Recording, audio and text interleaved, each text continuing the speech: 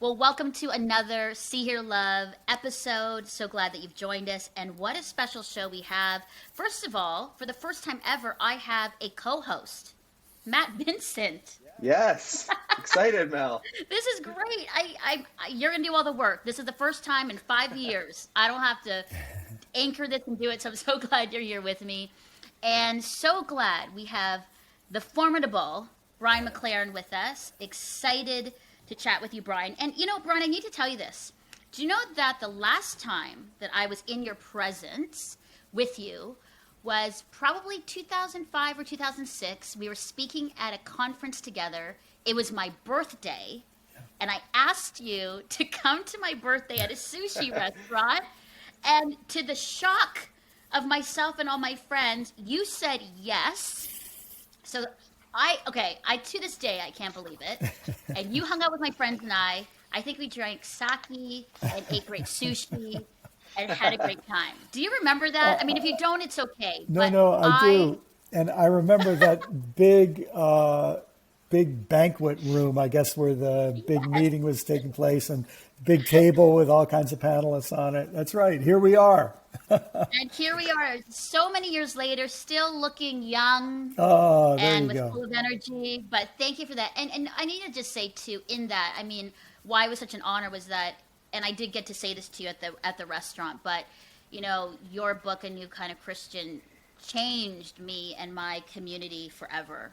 Uh, what it did was totally change the way that not only that I viewed Jesus and my relationship with him, but how I view people and God's love for them and for the whole world, not just my own personal salvation and relationship, but this moving of otherness, neighborliness that changed everything, Brian. So again, I just want to affirm and thank you for that because it was so focused in a certain way in my upbringing that just broke open so many things. And to this day, I'll say, Brian, how I am in the work I do in media and speaking and my sense of neighborliness and otherness and people has a lot to do with your words and you. So thank you. Well, you made my Thank you day. so That's much. nice of you to say, Melinda. Thank you. That means a lot. Yeah, I just want to make sure that you knew that today. And I know I've said it before, but I just wanted to say that again. And I know Matt, too. Brian has impacted you in an incredible way.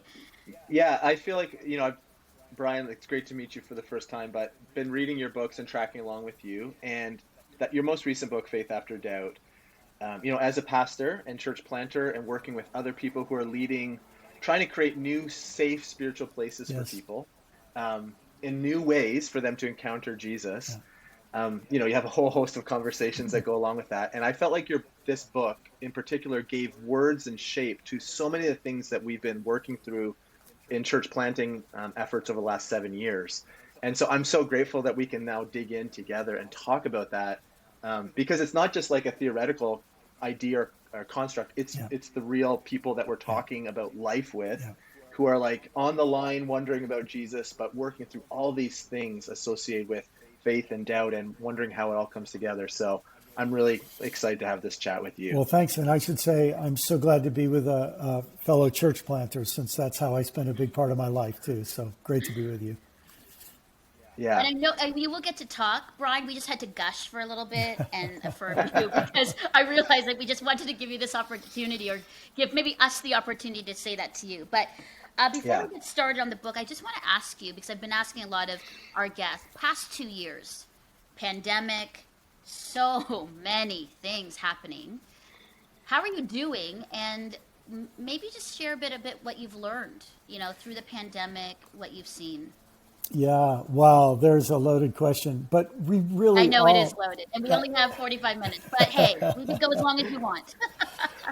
but when you were saying that we met all those years ago, I mean, we've all survived a lot. We've all been through a lot. And things that we're building, over many decades, it just seems they've accelerated and kind of like a wave you see coming, the wave has begun to crash. And if you say, how am I doing? I think as well as could be expected. I think I'm learning a lot. In terms of something I'm learning, I'll tell you one thing that I sort of feel in my gut. I'm just learning how to say, I don't know.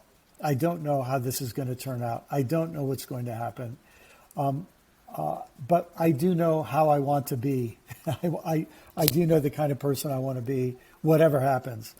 And that seems to be something I'm getting a little more comfortable, kind of settling into that. So the person that you want to be, it's like this becoming. What can you expand on that? What does that look like? What does that mean for you?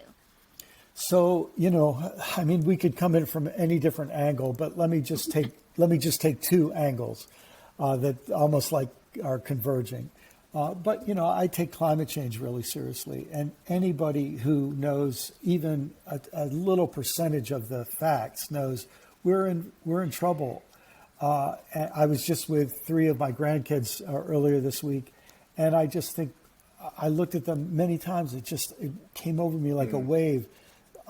I have some feeling for the kind of world that they're inheriting. And so you look at that, and then you look at political failure and political paralysis. And of course, on my side of the border, just the idiocy of what we've been dealing with. And a famous journalist wrote an editorial this week. The title was something like, "How stupid can a nation be and still survive?" But you just think, you think of the number of people who are getting a lot of help and being stupid by leaders who are misinforming them and playing to their very worst instincts. So you see these things coming together. And I think what people tended to do in the past is they would say, yeah, but there's this hopeful trend and this hopeful story and this. And so they would try to beef themselves up with some hope to say everything's going to be okay so I can relax. And I feel like there's a point where you say, you know what, I'm dishonest. I don't know if everything's going to be okay. I can't say that. And I'm not going to relax. I'm going to fight. I'm going to work. So I know the kind of person I want to be. I'm going to try to speak the truth, but I'm going to try to do it with a loving attitude. And if worse things happen, when you think things couldn't get any worse and they get worse, I want to have the practices of resilience. That's the kind of thing I need. That's good. That's perfect. I love that. That's encouraging. Thanks, Brian. I think those are the kinds of things I think there is a sense coming into this, year and new year of just, who I want to become and be. Yeah. I'm in that place right now. What does that look like for me as a woman, as a Filipino woman in media and communications and leadership? What does that look like? And especially when you have teenagers, I have a 14 and 17-year-old through a blended family. And yes. How do I want to lead the way, for them and leave the world for them too? So yes, it's good. It's really good. So Brian, on the book, if we jump into the book, yes. Before the content, one of the things I was wondering about, maybe this is a real quick answer for you, simple, but I'm wondering, how long were you stewing on these ideas? I would imagine as an author, you're thinking and paying attention to things around you, friendships, conversations, people you're pastoring, for a while, I would imagine, especially around this topic, that then brings it to the point of saying, I think now is the time to write the book. So can you tell us what led, what was going on, or how long have you been stewing on this, that now is the time? So this is such a good question to ask, because I had a memory that just came back to me recently that I remember the first time I shared the idea of 4 stages. And you'll appreciate, I think, the context. A dear friend of mine who was also a church planter, we were both pastors, so this would have been early 1990s. And he asked me if we could meet for lunch. And we met for lunch, and he said, Brian, I'm in a tailspin. I've been seeing a counselor, I forget, the last year, and every single month, my counselor tells me I'm less healthy than I was the month before. And so he said, I've reached the point where I think I need to quit. I need to get out of this line of work. It's just, I'm not surviving. And I don't know what's happening to me. Well, that was the first time I took out a napkin and I wrote these 4 stages. And I had simplicity, complexity, perplexity, and I hadn't thought of my 4th word yet. And but So that goes way, way back. And so this has been part of my thinking, and I actually think I shared some of this with my congregation when I was a preacher. It came out in a book I wrote a decade or so ago called Naked Spirituality. I use it as a framework to talk about more kind of spiritual, devotional growth. But it just felt like with all the insanity in the world, so many people are tipping into that stage 3 of perplexity that I talk about. It's just happening everywhere. A couple years ago, I got an email from a high-level person in the Vatican who had read one of my books translated into Italian, and he was basically in stage 3 and needed somebody to talk about it. Yeah. Wow. Yeah. Whoa. So why don't we talk about those stages? Because Yeah. for those who haven't read the book, different people that we probably all read and listened to describe, sometimes they divide into halves of life or different stages to describe a spiritual journey or kind of place we find ourselves spiritually. You have these 4 stages. Can you just give us a rundown on what those stages are and how you would kind of describe those in a quick way, in a layman's way? Yeah, and Brian, I think that's great because I think just you're so gifted, and I'm so glad you're in the world because you're able to give words to things that we have a jumble of words or feelings and we don't have the word. So I'm so glad that you are good at words. Thanks. So that you can actually put these into that, so then someone like me can go, oh, that's it, that's the word. So anyway, go ahead. So I just wanted to say that because I think that's so important, the power of words and framing feelings within those words. Well, in the interest of full disclosure, I really have to give a lot of credit to my wife because in my early years as a preacher, after almost every sermon, she would say, that was just way too complex. That was way too complex. So she sort of tried to, if I'm at all coherent, I owe a lot of that to her. Okay. But, and I should also say, there's tons of really great theorists on human development, theories of human development, theories of identity development. All this is psychologists, sociologists, as well as there's whole specialists in theology that deal with this. And what I did is I studied in a good amount of depth over a dozen theorists and tried to synthesize into the simplest framework that I felt added sufficient nuance. So 4 stages, super easy to remember. Simplicity, that's obviously where you'd start. Complexity, that's where simplicity goes.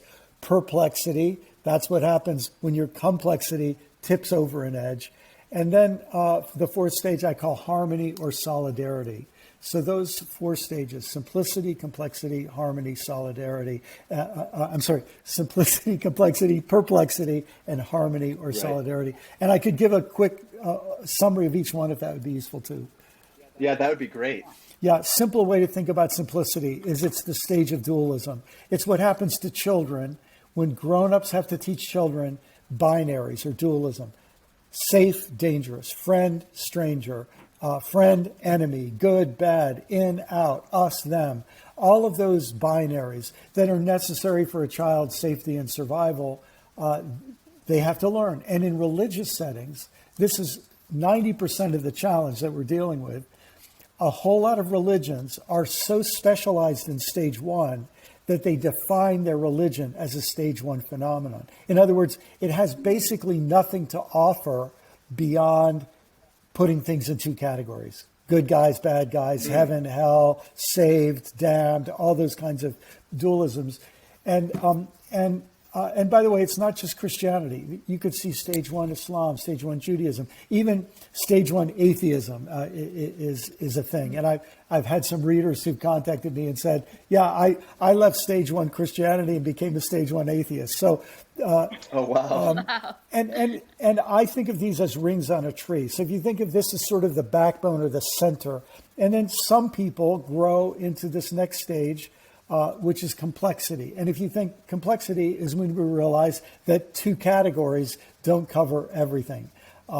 So now the challenge is, how do I master complicated realities? How do I learn more? How do I deal with people who see things differently? Because all of these different stage 1 groups have their ins and outs and us's and thems. And if I'm now interacting with people in a larger setting, it's now pragmatism is the center, much more than dualism. And a lot of people stay in stage 2 their whole lives. I personally think that many megachurches today are sort of a stage 2 expression of Christianity, although there are megachurch stage 1 as well. But, you go to a lot of churches and the sermon isn't why we're going to heaven and they're going to hell. The sermon is 5 simple steps to a happy marriage, or, that sort of practical living skill. A lot of people stay there their whole lives. Some people, though, the complexity gets so great that then they start to look and see how much harm is done by the people in simplicity and complexity. And when they start caring about the harm that's being done, they start caring about injustice and harm. It moves them into perplexity. How could all of these good people say and do such harmful things? Maybe I'm saying and doing harmful things. And now the scrutiny turns on myself. And when that kind of scrutiny happens to me, to my group, see, stage 1 people can critique other groups, but it takes stage 3 people to critique our own group. And when that happens, people are in perplexity. Many get there and they have never met a single other Christian in perplexity, and they feel totally alone. And they go tell their pastor, raise their concern, and their pastor says, don't ask questions like that. They give them a Bible verse. They tell them you're a doubter. They cast a demon out of them or something. And then the person just thinks, I'm out of this religion. There's no place here for me. Or they have a last ditch effort. They say, maybe I can find something somewhere. And they go off sort of on their last chance to keep faith. But a lot of people stay in stage 3 their whole lives. And then I think more and more people, though, stay in stage 3 long enough where they say, okay, I can deconstruct everything. I can scrutinize everything. I can critique everything. I know everything I'm against. I have no idea what I'm for. And when they go off in search of something to be for after critique, I think that's what brings them into that stage 4 of harmony and solidarity. Brian, let's talk about that because, Matt and I were talking a lot about, in my world, so many people deconstructing. Yes. So many people in that perplexity, doubt, doubt space, right, Matt? Yes. And some are kind of reconstructing, coming out, but I know a lot that are just staying there. Yeah. They're staying in kind of that perplexity, and honestly, I don't know what. Here's the thing. I don't know what to say or encourage because I feel like I don't want them to stay there, but I also don't know how to encourage them to move out into solidarity and harmony. Do you know what I mean? Yes. I've got this and I mean, again, I don't want it to be about me because I know that people are in that space, but it's hard. Yes. Having friends that it seemed like they knew what they believed and who they believed in and who they loved, coming into this complete different space. Yeah. What's your encouragement to that? Because I think it's hard. Yes. Well, I'm going to not be super. I don't have a sort of easy answer for you on this, Melinda, as you might expect. Okay. But here's maybe I can say 2 or 3 things. The first thing I would say is some of them will never come back, and they have good reasons to never come back. Let me use an example that's heartbreaking to everyone. But for example, in Canada, there's been all these recent revelations of more and more mass graves of children being found, in Catholic and other and Protestant boarding schools and so on from Indigenous First Nations people. Look, there are people who have been so traumatized by pedophile priests and abusive pastors and narcissistic religious leaders. They've been so damaged that it may be that they just need to stay away from this thing for the foreseeable future. I think there's another whole group of people who need to stay away until there's enough change in existing Christian communities that there's something for them to come back to. And to ask them to come back before they found a place where it's safe, I'm thinking about what you said a few minutes ago about creating safe spaces, Matt. This just, we can't rush it. And I think we have to extend grace to people and say, you have good reasons, and I trust you for having good reasons.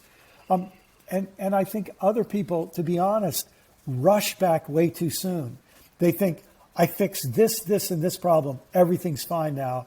And you want to say to them, no, not quite. But you know what? That might mean they reconstruct and then they have to deconstruct again because there's more work to be done. The way I would say it, though, is that if you think of it as rings on a tree, the skill of deconstruction is something you never lose. And in fact, you need it. But then you add this new set of skills of integration and of empathy and compassion and of the ability to say, I don't know, as we were talking about before.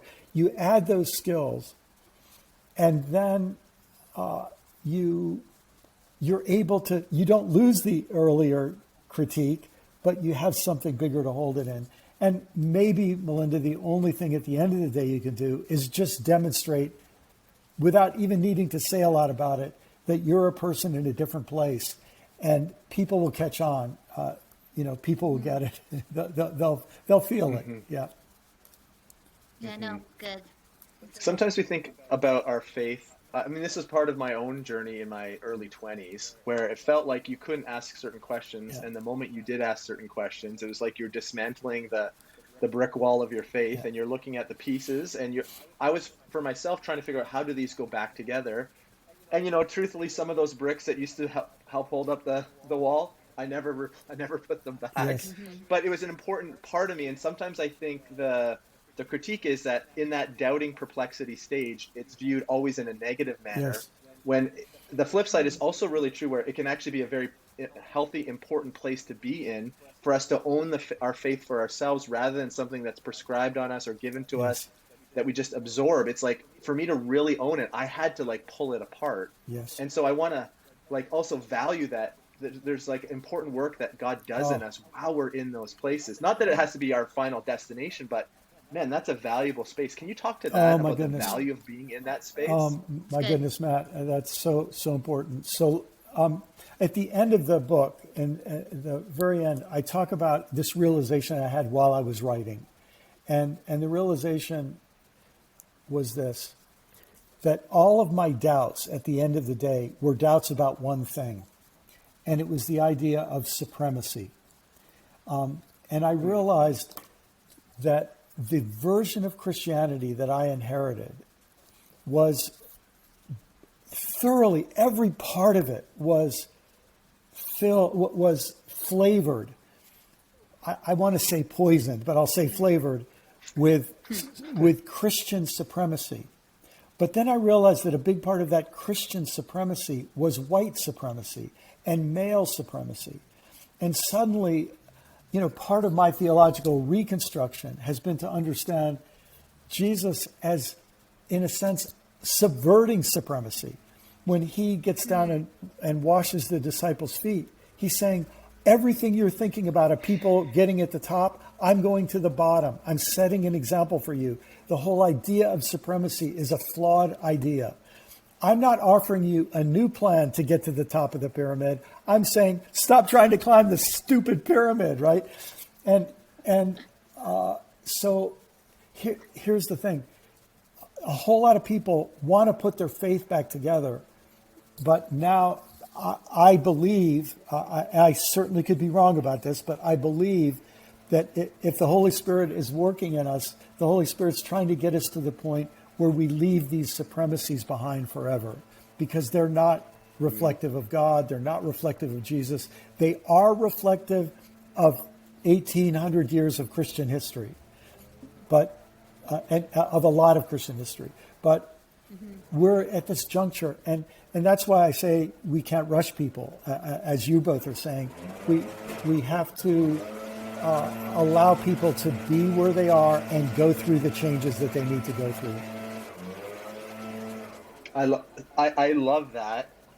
In that, I feel there's a part where, in order to get to that place of harmony, it required me, maybe I would love to know your thoughts on this. It required me to embrace a little bit of a sense of mystery Yes. and leaving things unknown and being okay with that, being okay, from your stage one description of it's either this or that, Yes. the dualism, to say, I don't know, and allowing that to be a legitimate answer. Yes. I often think of like, I resolve to know nothing but Jesus and Him crucified, like Yes. keeping Jesus at the center. And the rest of the things are like, yeah, we can talk a lot, and there's history of the church and our best understanding through the years. Those are all important things to talk and wrestle with. But at the end of the day, like I've had to learn to embrace a bit of mystery, which Yes. can feel for some like maybe like a slippery slope. But for me, it's been so freeing to not try to hang everything on those pieces. Do you know what I'm saying? Oh, I totally do. And that's such an important insight. So first, I would put two words together, the word mystery and the word humility. Because, one of the reasons we don't recognize mystery is because we are proud and think I should be able to understand everything, right? So mystery and humility really go together. There's a humbling that happens in these stages, and especially in stage 3, where we finally reach the point we're able to say, I don't know. I don't know. I trust. I hope. I love. Isn't it interesting? Paul says faith, hope, and love are the greatest things. And so instead of saying, I know, we say, I hope. Instead of saying, I know, I say, I trust. Instead of saying, I know, I say, I love. In fact, right in that same chapter, Paul says, we know in part. Our knowledge is always partial. So this is part of maturity. And in fact, but here's our problem. Stage 1 has defined Christianity for so many people for so long that we think that's normal. I think in 500 years, they'll look back and see these recent centuries of Christianity as this really dark period where they thought they were so great and they really had lost the plot. And that's not to put down anybody. It's just to say these things happen. And I think this process that we're in, it's not just important for us and our spiritual well-being. It's important because if we have another 500 years of arrogant, know-it-all white Christians running around the world trying to tell everybody else how to live and what to do, they are not doing a good job of it. And I don't think the world can. Well, in fact, a First Nation scholar in Canada, Wazia Towan, said, I don't think the Earth can sustain 500 more years of that kind of Christian domination. It has to change. Yeah. Brian, I think there's, as I'm listening, I'm hearing that for some people, the fear of hope and faith and love is scary because given the answers, it's easier to live that way. So now I know very clearly, this is yes, this is no. I do this step, I do that step. So in a way, it's like either people are afraid to think. Yes. People are insecure about actually making their own decisions, and it's easier to live when somebody tells them what to do and they just do it. Right? So then it's an easy life. I don't have to get messy. Yes. I want you to sort of talk on that because I feel like that's part of it. And then there's people who are like, we've been told that, but we're kind of pulling back the curtain and realizing, oh wait, that's actually not following Jesus at all. Yeah, boy, as you say this, Melinda, I think you've nailed it. But I think, for example, of a couple I met, before COVID, so about 2 years ago. And it was a pastor, and I think his wife was a teacher. I don't know what, primary or secondary teacher. And one of their kids came out as gay. So all of their life, they had the world figured out. They didn't know any out gay people. And the first one they meet is their son. And so now their life just got complicated. And they go through all kinds of adjustment and figuring out what they're going to do. The pastor goes to his board and says, look, I need you to know my son has come out, and I've always taught this one way. I think I was wrong. My son is helping me see this. By the grace of God, his leadership team said, We love you. We respect you. We love your son. So they basically said, we're going to enter into a period of not knowing. We used to have this figured out. We don't anymore.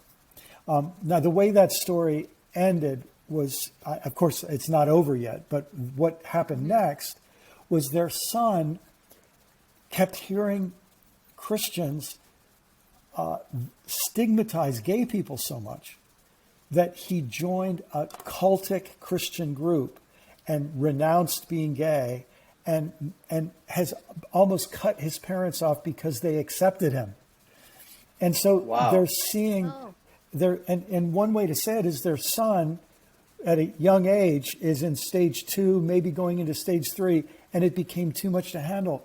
And so he reverted to stage 1 as a way of, he just couldn't handle anymore. And the reason I bring up that story, Melinda, is it's not just that there's something easy about being in a stage 1 community where your authority figures tell you what to think and they do your thinking for you and you're part of a group and everybody agrees. It's that there are terrible punishments if you break out and if you differ. Mm-hmm. And what the pastor found is he was able to break out. He was a leader in the group and his leaders followed him. His son wasn't able to break out. And he just didn't have, he didn't have the power, didn't have the maturity. And so who knows what will happen with his son. But it's just to me, that was there's the drama happening, right there in one family. I love that in your book, you also talk about, you mentioned in the interview too, about the concentric rings of the tree. Yeah. And you're clear in your writing that it's not a sense of arrival. Yes. It's not like you get to stage 4 and it's like, hey, look at me, I figured it out. It's almost like stage 4 becomes a new form of simplicity, yes. Right? Yeah. And that it's an ongoing thing. Yeah. Can you just help us understand that a little bit? Because sometimes we equate spiritual maturity with Jesus as like you get to a certain place and we've never arrived, yes. But in your idea model, it's like you kind of start again in a different version of stage 1. Yes, that's right. The image that comes to me sometimes is a spiral staircase. So you go around the circle and you get to the first floor. Then you have to go around the circle again to get to the second floor and circle again. And or you can think of it this way. We have 4 seasons in a year: spring, summer, fall, winter. You go through those 4 stages and guess what? They start again. But they start again and you're a different person than you were the first time you went through them. And so if we think of stages in that way, it's an iterative process and it sort of makes sense. I start with simplicity, I move to complexity, I move to perplexity, I integrate those in harmony. Harmony becomes my new simplicity. And guess what? If I live long enough, I'm going to face new complexity that's going to challenge that simplicity. A quick example, I learned that love is the most important thing. That's great. And then I'm introduced to people who are more difficult to get along with than any I've had to deal with before. And now I'm back to being a beginner. I can think that love is important, but now I realize I don't know how to do it. And I need those pragmatics. Yes. Yeah. Yeah, I love the idea of the humility piece for me. I wrote that down here. The mystery and humility that you mentioned a few moments ago. That's so huge for me. It's so important, like leading for both Mel and I as we lead in local church contexts, but also in other circles, that the more Jesus transforms and changes us, the more I'm aware of how much I need Jesus. And that then compels me then to be a different kind of leader. Yes. And in some ways, I will admit, Brian, maybe you've thought this too, as you've been, used to church plant and pastor, that it feels like I wish it was back to stage 1 or stage 2, because that felt like, I just wish I had some more certainty in it. It felt like that would just be so much easier. But I know I don't want to pick that. Yeah. But man, the idea of the place we're in and trying to be humble and embrace mystery, sometimes it feels like a heavy space to be in. What would you say to people who are like, I'm right in the middle of that perplexity and it's tough sledding, Yeah, so I'll tell you, I don't know if this is either of your experience, but there's a whole lot of people who go to seminary. They have a great experience as a young person in a youth group, and they go to seminary, and in a way, they're in stage 2, and they're going to seminary to get more stage 2 information so they can go out and do their stage 2 Christian work. And then they go to seminary, and they're exposed to all kinds of knowledge that they didn't know was out there. And they, a lot of times, their first month or two in seminary, they're plunged into stage 3. And a lot of people, that's an agonizing couple of months. But I would say, I can't think of a single exception in the last 10 years or so. Every person I've met who goes to seminary and goes through that process looks back on seminary as one of the best experiences in their life, because once they're through the shock, to be in a community of people where you can ask any question, where you can read any book, where your professors aren't there to criticize you for thinking, they just want you to think in the best and most, mature way you can. Right. They find out there's incredible joy in stage 3. The problem is in stage 3. The problem is all the stage 1 and stage 2 people criticizing you for being in stage 3. So what that says to me is that what we need to keep the joy alive is at least 2 or 3 friends. And if that number 2 or 3 sounds familiar, I think we should let it. That's often how change happens. You are, in a sense, alienated from the larger society because it's operating on all kinds of myths. And if you're growing beyond those myths, and you're growing beyond those prejudices and those easy answers and false assumptions, you need a couple of people with whom you can let your hair down and feel the joy of being in the stage you're in. Because I'm doing some work with the Center for Action and Contemplation, and Richard Rohr and I are close friends and colleagues. I've always loved St. Francis, but I've sort of deepened my engagement with St. Francis. And, Francis's 2 words were humility and joy. And I just think there's deep, deep wisdom with those 2. Wouldn't it be interesting if we could tell people in stage 1 that the most important thing you need is humility and joy to help you become a person of love. Now, if we really help, that would help people be in stage 1, and then they'd be ready for stage 2, and then they'd be ready for stage 3, rather than feel that there's a lid on them and they're not supposed to grow. Amazing. Yeah.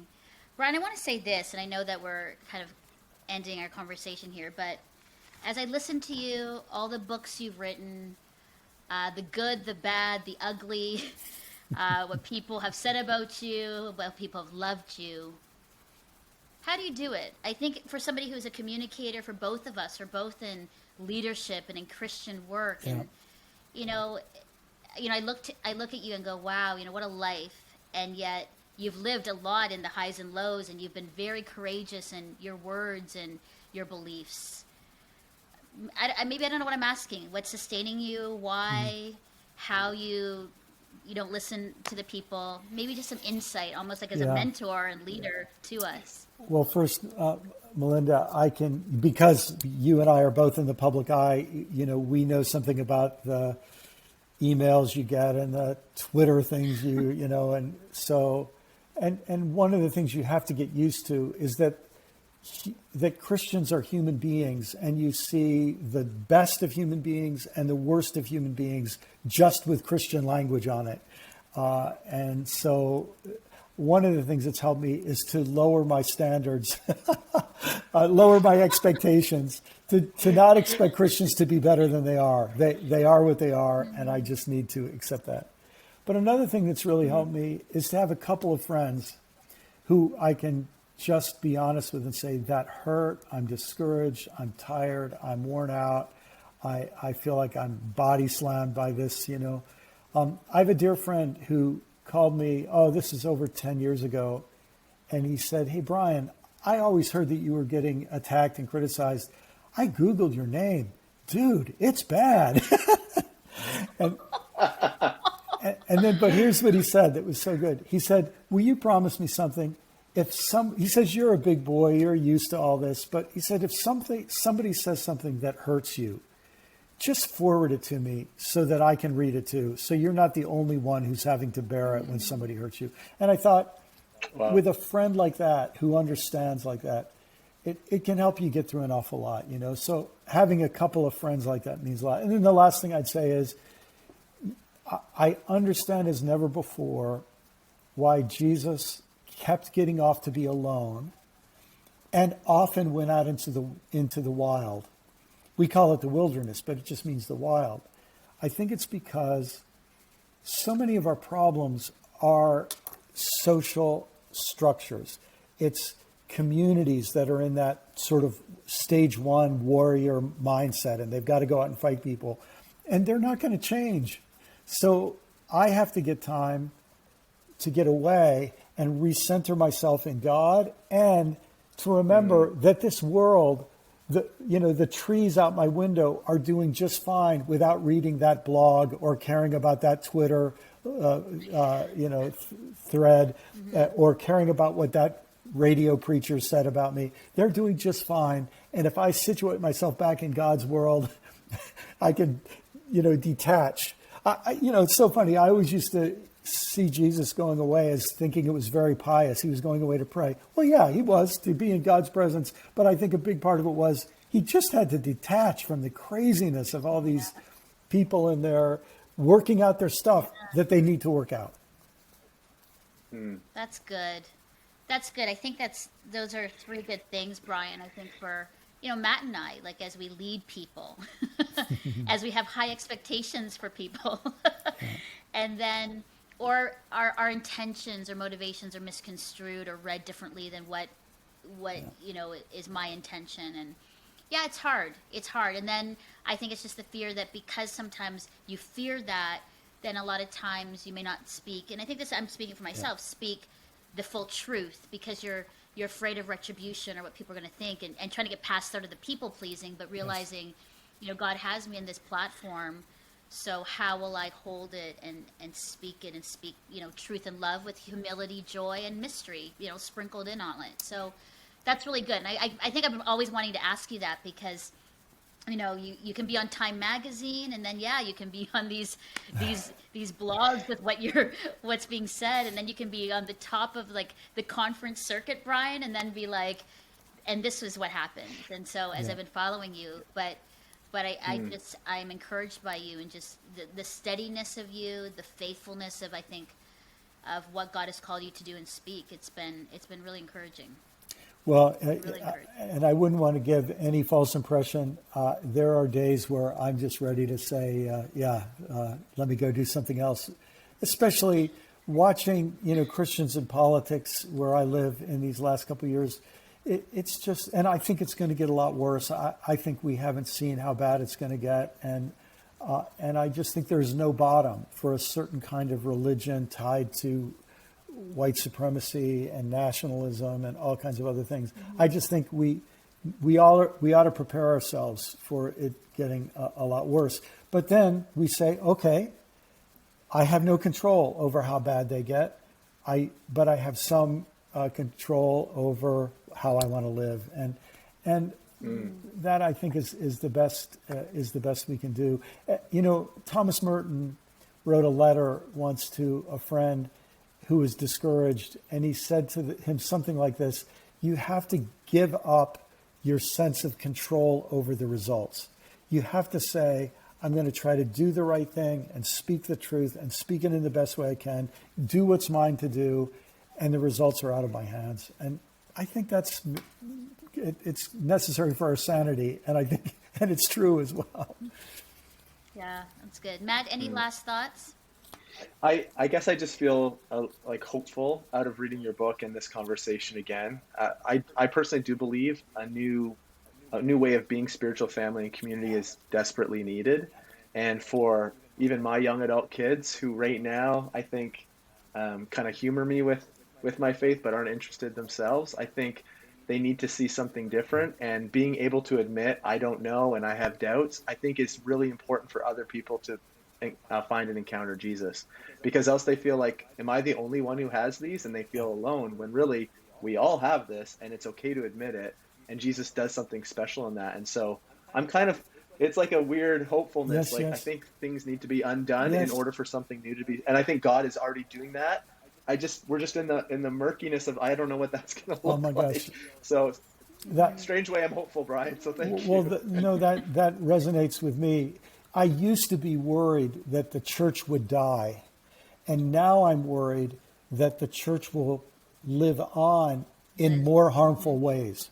And so instead, so now I see the dying process, the deconstructing process is so necessary so that whatever lives on doesn't carry really, really harmful dimensions to it. And, that's where stage theories can be abused. They can be ways of claiming superiority over other people. But I think properly used, they're ways of helping us not be so mad at people, to say, of course they're reacting that way.